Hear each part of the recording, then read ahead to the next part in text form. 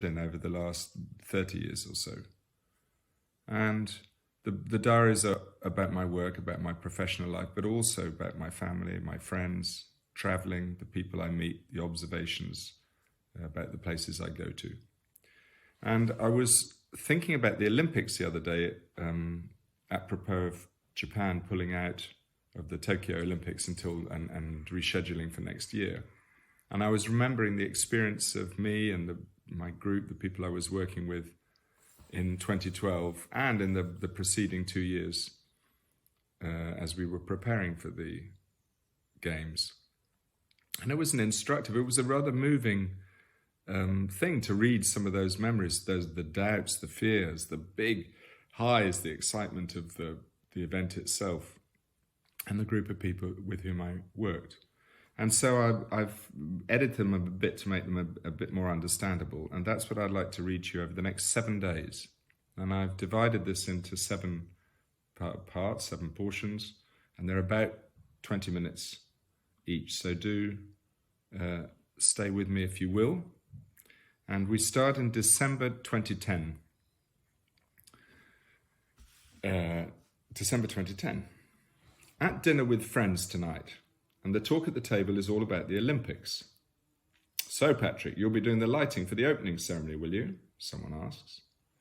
I reply vaguely that I'm not sure if I really want to do it. Everything seems a bit untogether. It's probably some sort of poisoned chalice. Nick Mason puts down his knife and fork and says pointedly, what Patrick actually means is that he hasn't been asked yet, which I hadn't. March 2011, 3 months later, and after a series of meetings and interviews, I have been asked. Mark Fisher, one of the executive producers and a close friend of mine, calls to tell me that the decision has now been made and I'll get a call in the morning to confirm the appointment. The job is mine if I want it. Even at this late stage, I'm still not sure it's for me. I question whether it would be like the Millennium Dome that Mark and I did together in 1999, all that prevaricating and politicization and difficult to get decisions made, all getting in the way of the joy and the creativity of doing the work. I share my doubts with Mark, and he replies with his typical cool, of course you're right to be sceptical about this, Patrick, but you just have to decide now whether on August the 27th, 2012, you want to be in the control room at the Olympic Stadium with the ceremony about to start, or whether you want to be at home watching it on the telly. Silently owning up to my own insecurities about the magnitude of the job, I say yes. April 2011. My partner Adam Bassett and I visit the half-built stadium with a view to making a first pass at a lighting specification. It's a big deal, as the choices that we make today, albeit finessed over the next few weeks, will result in the design for a lighting system that will have to service all 4 of the ceremonies in 18 months' time. It's an encouraging visit, as our first impression is that the stadium looks surprisingly small, or at least manageable. This was really interesting because a lot of big stadia, apart from the seats, they have hospitality and control rooms and bars and restaurants and toilets and all the ancillary stuff that you need to run a big stadium. In Stratford, all that was outside the stadium. And the only thing that was there was seats, basically. It was the field, the track, and the seats, which gave it an intimacy. The stadium floor, the track, of course, was exactly the same size as any Olympic stadium. But everything around it felt quite contained.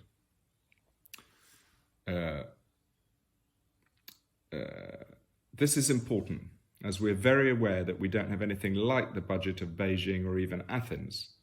So the knowledge that 1,000 lights rather than the 3,000 that we think were used in China is very comforting.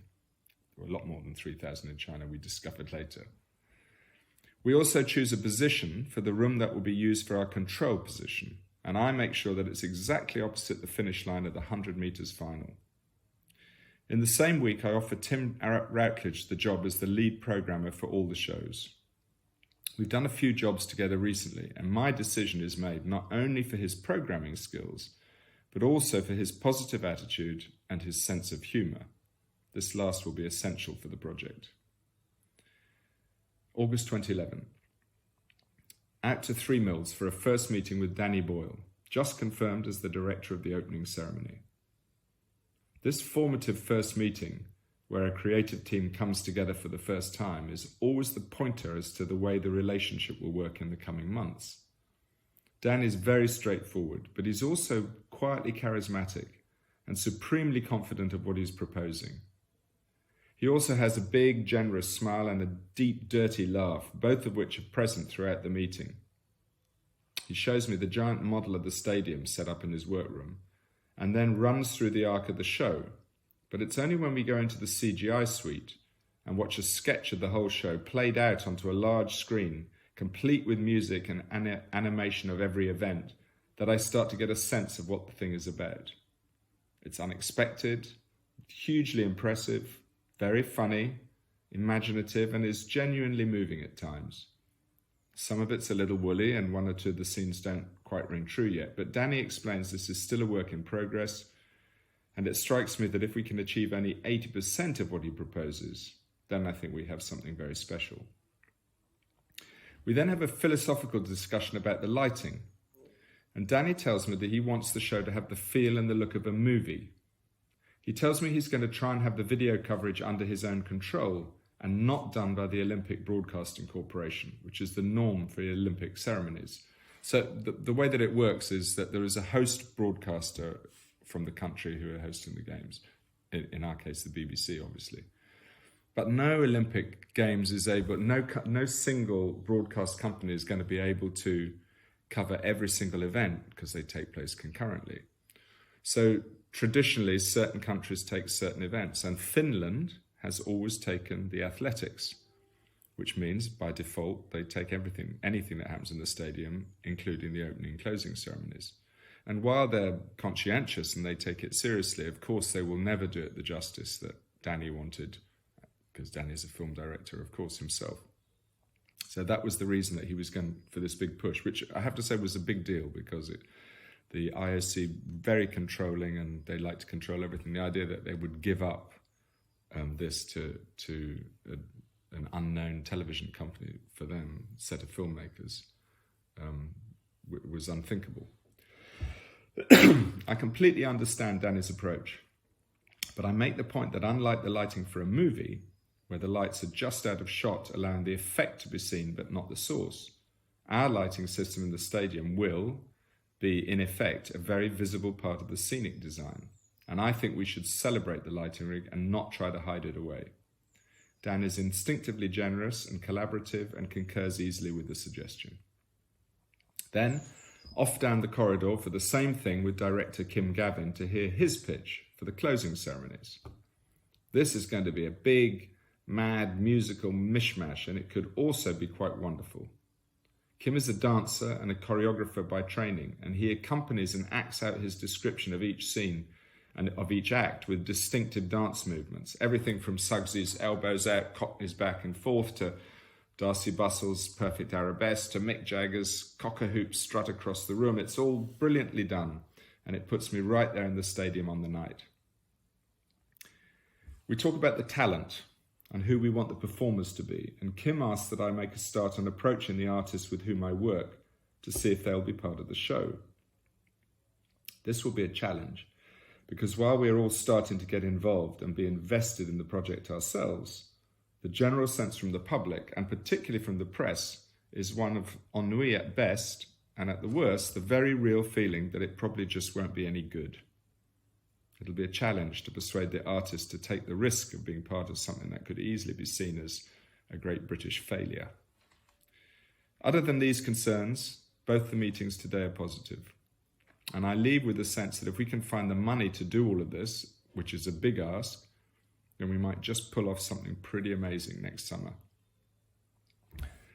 September 2011, less than a year now to the Games. Out to the Olympic Stadium in Stratford, where I sit in the stands with our head of lighting, Nick Jones, and our provisional lighting plot spread over my knees. And I try to imagine exactly where every light will go and what its job will be. The stadium, which is sparkling in its flawless finish now, is completely empty except for one single groundsman watering the grass on the pristine infield. It's a bit odd, sort of an athletic version of The Shining, and it feels strangely disconcerting to be there all by ourselves. December 2011. I'm in Los Angeles to rehearse Lady Gaga's new tour, but I take the time one morning to have breakfast with Monty Python's Eric Idle in his house high up on Mulholland Drive. The sun is shining in that optimistic California way, and as I bring up the idea to Eric of his being part of the closing ceremony, performing Always Look on the Bright Side of Life, Kim wants to make it a highlight of the evening with all sorts of Monty Python madness surrounding Eric. Indian dancers, opera singers, Vikings, Gumby men, and the pretense that at the end of the piece, Eric will be shot out of a giant cannon as a human cannonball. He doesn't hesitate, and that's one in the bag. And neither does Elton John when I visit him in Las Vegas the next weekend, ostensibly to check on the show I made for him at Caesar's Palace, but also to gauge his interest in performing at the closing ceremony. He's instinctively generous, as he always is, and while not committing completely, he makes all the right sort of noises. My first approach to the Rolling Stones is a conversation with Mick Jagger in... I'll read this again because it's a bit of a radical sentence. My first approach to the Rolling Stones is a conversation with Mick Jagger in the Situation Room underneath the White House. I'm there with Mick to help with a televised blues concert for the Obamas, and I've looked up a contact I have in the Secret Service who's promised to give us a special tour of the famous suite of Dr. Strangelove rooms beneath the Oval Office, and from which the world is run in crisis. It's completely fascinating, and also strangely familiar as we visit the room where we saw Obama watch the assassination of bin Laden just a few months before. Mick and I talk alone in one of the smaller conference rooms. He acknowledges that this could be an epic performance, and he understands that the Stones opening the show could be a powerful moment. But as ever, he's cautious about the downside and hedges his bets for the moment. I have to say, going to the Situation Room was pretty extraordinary. The Situation Room isn't a situation room, it's a series of rooms, it's a suite of rooms. And there's one main room, the classic with the chairs all the way around, big video screens. But there are a couple of smaller ones which are all video, and it's where they often go and have meetings when they don't want people to know who's in the White House. So rather than everybody coming in and being seen, they do it all by video. And then there is the famous room with the banks of TV screens and the 8 people on 2 layers watching what's going on in the world. And interestingly, there was a video screen with security video screen cameras and stuff like that, the White House, and there was another screen of airspace over Washington, which was quite interesting. But generally, all the other screens were news channels. It was Sky, Al Jazeera, Russian, BBC, CNN. And they explained to me, which is sort of interesting, is that if anything happens in the world, it's much more likely to be seen on television before it is of a spy or an embassy ringing up and saying something's happened in Nairobi. So that's how they, at the first port of call for their news is the TV station. Anyway, I find myself in odd places in my life of travels, and that was one of the oddest. Sorry for the diversion. December 2011. Back in London, I visit my friend and neighbour in Bath, Peter Gabriel, just before his show at the Hammersmith Odeon. In his tiny dressing room, 2 stories up, I ask him if he'll perform Salisbury Hill for us as the athletes all enter the stadium for the last time at the game's finish. It could be a hugely emotional moment, and I think would suit Peter's international and multicultural view of the world. He prevaricates, which is not unexpected, as procrastination is something he's made into an art form over the years. Deep down, though, I still have my doubts about Kim's show. His vision is of a spectacular musical extravaganza, a symphony of British music from the last 50 years, but its success surely rests on getting the talent to perform the songs. So far, the reaction has been decidedly lukewarm. Mick is vaguely interested, but it will depend on whether the band is working next year or not.